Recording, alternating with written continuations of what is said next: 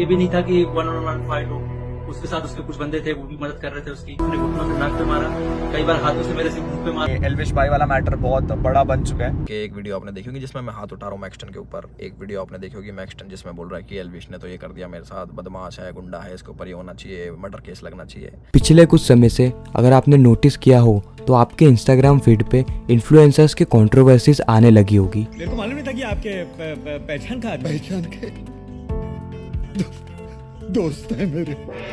Influencers कितना अच्छा word है, सुन के ऐसा लगता है कि कोई इंटेलिजेंट हार्ड वर्किंग क्रिएटर अपने टैलेंट और क्रिएटिविटी की मदद से लोगों को इंस्पायर कर रहा हो। लेकिन आज ये हकीकत नहीं रही। कोई अगर इन्हें थोड़ा सा पोक क्या कर देता है, यह उन्हें मारने मरने पर उतर आते हैं। पिछले 6 से 7 महीने के अंदर ही ऐसी कई सारी कंट्रोवर्सीज हमको सोशल मीडिया पे देखने को मिल रही है।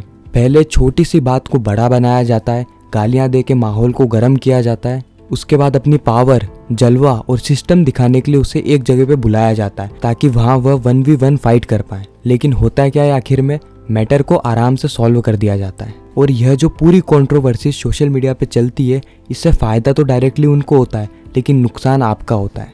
आप जो सोशल मीडिया पे रिलैक्स करने के लिए आए होते हैं, अपना कीमती समय देकर, वहाँ पे आप इन लफड़ों को देख के अपने दिमाग को और गर्म कर लेते हैं। जहाँ पर आप पीस ढूंढ रहे होते हैं, वहाँ पर आप और अग्रेसिव हो जाते हैं। और अगर आपने कमेंट सेक्शन देख लिया तो फिर क्या ही कहने, आप मजबूर हो जाते हो किसी ना किसी की साइड लेने के लिए।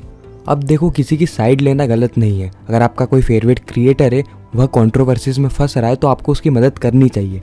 लेकिन अगर देखा जाए कि वो हर दूसरे तीसरे दिन कंट्रोवर्सीज में फंस रहा है, बार बार उसकी कंट्रोवर्सीज हो रही है, लड़ाई झगड़े हो रहे हैं, उसके ऊपर केस चल रहे हैं, तो सोचने वाली बात यह भी आ जाती है कि आप यहाँ पे अपना समय बर्बाद तो नहीं कर रहे हो। पहले तो आपको रील आएगी, रील से आपको कंट्रोवर्सी समझ में आएगी नहीं, आप कमेंट सेक्शन पढ़ोगे, वहाँ पे आपको सेटिस्फेक्शन मिलेगा नहीं, आप यूट्यूब पे सर्च करोगे, फिर आपको पूरी कंट्रोवर्सी समझ में आएगी। और जब तक आपको ये सब कुछ समझ में आएगा, जब तक ये कंट्रोवर्सी और आगे बढ़ चुकी होगी और बहुत हद तक ख़त्म भी हो जाएगी। जो भी केस वेस हुए थे वो सब ख़त्म कर दिए जाएंगे। कुछ लोग लाइव स्ट्रीम पर इस कंट्रोवर्सी को ख़त्म कर देते हैं।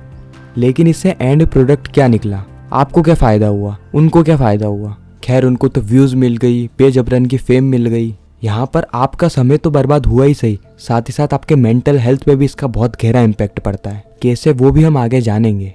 पिछले कुछ समय से हमें कई सारी कंट्रोवर्सीज देखने को मिली है। Elvish Yadav versus Maxtern, UK07 versus Munawar, Elvish versus Dhruv Rathee, Munawar versus Elvish Yadav, Rajat Dalal versus Elvish Yadav, Rajat Dalal versus Singha, और भी कई सारी है। तो सबसे पहले हम यह जान लेते हैं कि पिछले कुछ सालों से सोशल मीडिया का कल्चर किस तरीके से बदल रहा है। सोशल मीडिया पे अब सिर्फ ट्रेड होता है, वो भी आपके समय का, आपके अटेंशन का और आपके डेटा का। हर क्रिएटर यही चाहता है कि वह आपका अटेंशन ग्रैब करे, कैसे ना कैसे करके वह आपको अपने अकाउंट से जोड़ ले। और सोशल मीडिया कंपनी भी यही चाहती है कि आप उन्हीं के प्लेटफॉर्म पे बने रहो। इसीलिए आपको ऐसा कंटेंट दिखाया जाता है जो कि आपके इमोशन को टच करे। अगर हम 2018-19 की बात करें तो उस समय टिकटॉक हुआ करता था। उसी समय बड़ी मात्रा में लोग कंटेंट क्रिएट करने लगे थे, वह भी लिपसिंग करके। यहाँ तक तो बात सही थी, कई सारे क्रिएटर्स ने गानों पे लिपसिंग करी और कंटेंट क्रिएट करा। लेकिन फिर जब यहाँ पे कंपटीशन बढ़ने लगा तो फिर गेम बदलना शुरू हुआ। लोग अजीब सा डांस करने लगे, क्रिंज हरकतें करने लगे, अपने आप को गरीब बताने लगे, आपके इमोशन के साथ खेलने लगे, क्योंकि यह सब करने से उनको व्यूज मिलते हैं। इन सारी चीज़ों को प्लेटफॉर्म ने भी बहुत ज़्यादा प्रमोट किया, क्योंकि वह जानते थे कि अगर लोगों को इस प्लेटफॉर्म का एडिक्ट बनाना है तो ऐसा कंटेंट होना ज़रूरी है। फिर 2020 से 22 के टाइम पे टिकटॉक जा चुका था और इस समय पे इंस्टाग्राम रील्स आ चुका था। और इसी दौरान रोस्टिंग कल्चर भी बहुत तेज़ी से बूम किया। जहाँ पे पहले की रोस्टिंग पे सिर्फ किसी के बात का या उसके काम का मजाक उड़ाया जाता था, इस समय रोस्टिंग का मतलब सिर्फ और सिर्फ गाली देना हो गया था। इस समय वह सोशल मीडिया प्लेटफॉर्म ज़्यादा तेज़ी से ग्रो करने लगे जो कि एक दूसरे को गाली देने लगे, जहाँ पे गालियों से रिलेटेड ही क्रिएटिव कंटेंट बनाने लगे। कुल मिला के ऐसा हुआ कि गालियों को बहुत ज़्यादा कूल बना दिया गया। जहाँ पे पहले लोग गालियाँ देने से डरते थे कि अगर उन्होंने किसी के बारे में गाली दे दी सोशल मीडिया पे तो उन्हें जेल तक हो सकती है, ऐसा उन्हें लगता था, वह सब पूरी तरीके से ख़त्म हो गया। और छोटे छोटे बच्चे भी आज गालियाँ दे के कंटेंट बना रहे हैं। और सिर्फ रोस्टिंग कल्चर ही नहीं बल्कि रैप कल्चर ने भी गालियों को बहुत ज़्यादा प्रमोट किया है। इसका इम्पैक्ट आज के बच्चों पे भी देखने को मिलता है। अगर कोई बच्चा गालियाँ नहीं देना चाहे तो लोग उसे सीधा या वीक समझने लगते हैं। और फिर आया 2023 और 24 का टाइम, और अभी के समय में गालियों वाले कंटेंट में भी बहुत ज़्यादा कंपटीशन है। तो अब इन्फ्लुएंसर्स को चाहिए था और बढ़िया कंटेंट जो कि इन्हें इससे भी ज़्यादा व्यूज़ ला सके और इन्हें ज़्यादा समय तक सोशल मीडिया पे बनाए रखे। फिर शुरुआत होती है कंट्रोवर्सीज कल्चर की। हाँ, यह कल्चर 2019 से चल रहा है। पहले तो सिर्फ रैपर्स को इसका फायदा होता था, लेकिन उस समय लोग इतना ज़्यादा कनेक्ट नहीं होते थे जितना अभी के टाइम पे हो रहे हैं। पहले की कंट्रोवर्सीज में मारने की धमकी दी जाती थी, लेकिन अभी की कंट्रोवर्सीज ऐसी नहीं है। अभी हाथापाई होना तो कॉमन हो गया है। किसी के भी घर या जिम पहुंच जाना, उसकी गाड़ियां तोड़ फोड़ देना, किसी को बुरी तरीके से मारना और उसके बाद यह जस्टिफिकेशन देना कि उसने तो हमें गलत बोला था और गुस्से में तो हमने भी मार दिया थोड़ा बहुत। यह सिर्फ एक बचने का तरीका है। अगर आप इनको उठा के देखेंगे तो इन्होंने भी कई सारे लोगों को बहुत गलत गलत बोला है, लेकिन वह तो इन्हें मारने नहीं आए। तो देखो, बात एकदम क्लियर है। सोशल मीडिया पे आपका नाम रहेगा तो वह बदनाम भी होएगा। अगर आप इन्फ्लुएंसर्स बन रहे हो तो सिर्फ आप यहाँ पे अर्निंग करके ही नहीं जा सकते। लोग आपको गलत भी कहेंगे, भले ही आप सही हो, आपको सिर्फ उसे अच्छे ढंग से हैंडल करना आना चाहिए। चाणक्य कहते थे कि अगर कोई मूर्ख बन रहा है तो हमें भी मूर्ख बनने की जरूरत नहीं है। ऐसी चीजें इन्फ्लुएंसर्स को बाकी लोगों को सिखानी चाहिए।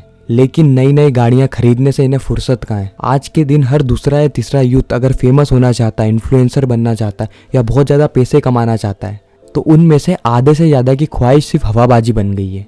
देखो, फ्लेक्स करना बुरी बात नहीं है, लेकिन यह चीज इतनी आगे बढ़ गई है कि लोग लोन ले लेकर फ्लेक्स कर रहे हैं। महीने भर पैसे इकट्ठा करते हैं ताकि एक दिन कुछ घंटे के लिए महंगी गाड़ी में फ्लेक्स कर पाएं और उसके शॉर्ट्स या रील बना के महीने भर तक सोशल मीडिया पे डालें, ताकि लोगों को भी लगे कि यह सब चीज करने में बहुत मजा आता है और यह साइकिल फिर चलती रहती है। इससे हो क्या रहा है कि आप एक फेक दुनिया में घुसते जा रहे हो, जो कि आपके और आपके फ्यूचर के लिए अच्छा नहीं है।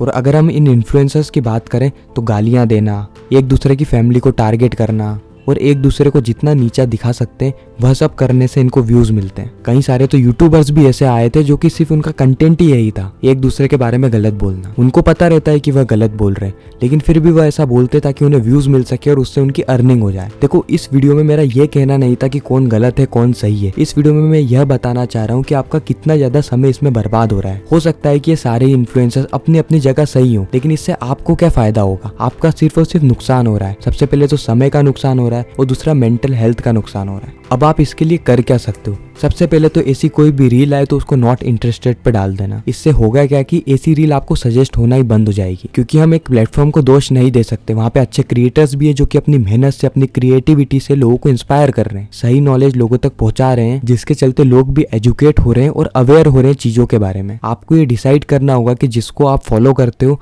वो सही में एक इन्फ्लुएंसर है जो कि आपको सही चीजें सिखा रहा है, या फिर सिर्फ वो शोबाजी कर रहा है। इंस्टाग्राम एक तरीके से स्लो पॉइजन बनता जा रहा है। अच्छे क्रिएटर्स होने के बावजूद भी आप उन्हीं लोगों को फॉलो करते हो जो कि सिर्फ और सिर्फ उस प्लेटफॉर्म पे अपने मतलब के लिए हैं। तो एट द एंड ये सभी कुछ आप ही के ऊपर है कि आप किसको सही में इन्फ्लुएंसर मानते हो और किसको नहीं मानते हो। मैंने वह सारी ही चीजें आपको बता दी है जो कि आपको जानना जरूरी था। यह वीडियो मैंने किसी भी क्रिएटर को टारगेट करने के लिए नहीं बनाई है। इस वीडियो से मैं आपको कुछ सिखाना चाहता था और मोस्ट प्रोबेबली आप वह चीज समझ चुके होंगे। और अगर आपको इस वीडियो से कुछ भी वैल्यू मिलती है तो वीडियो को लाइक कर देना, चैनल को सब्सक्राइब करना और इस वीडियो को ज्यादा से ज्यादा शेयर करना। मिलते हैं ऐसी नेक्स्ट इन्फॉर्मेटिव वीडियो में, जब तक के लिए गुड बाय।